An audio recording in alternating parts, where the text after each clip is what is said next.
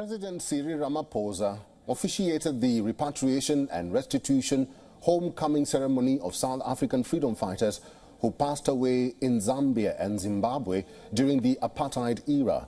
The remains of over 42 struggle heroes who were repatriated back to South Africa arrived at Freedom Park Heritage Site, where families of some of the late freedom fighters attended, with many hoping the gathering will help them find closure. Here is a report from Pretoria.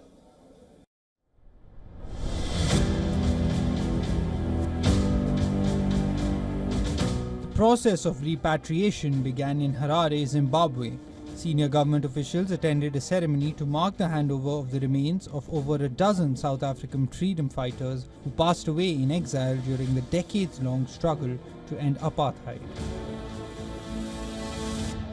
Today marks a very special day in many respects as we embark on a journey to pay special tribute and honor our liberation stalwarts who laid down their lives in the fight against apartheid and colonialism.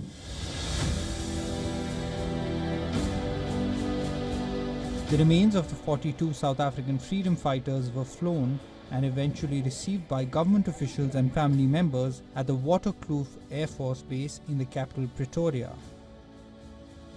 President Cyril Ramaphosa declared September 27, 2024 a landmark day as the return kicked off a nationwide effort to repatriate fallen liberation warriors from several other countries, restoring dignity to their families and the nation.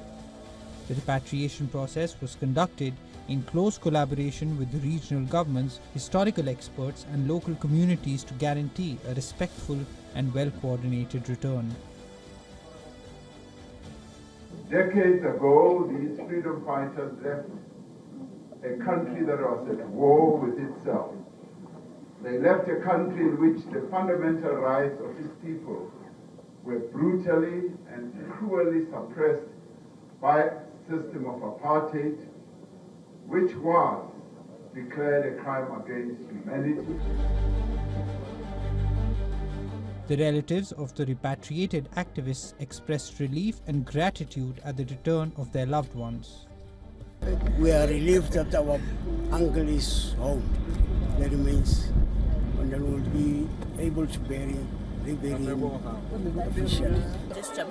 As a family, we are very happy our father has returned home. We needed this a lot over the years and we tried different ways to get him back. Today, we are grateful to the government for returning him home.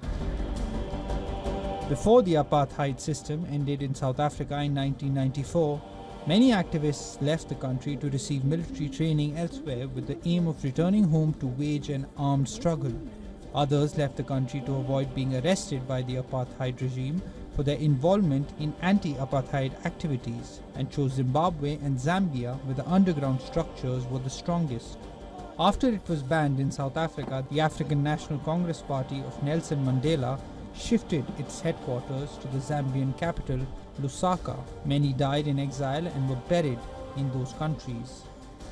The government said it was in the process of repatriating the remains of other South Africans from Lesotho, Ethiopia, Tanzania, Angola, Russia and other countries. Africa Bureau, WION World is One. For all the latest news, download the WION app and subscribe to our YouTube channel.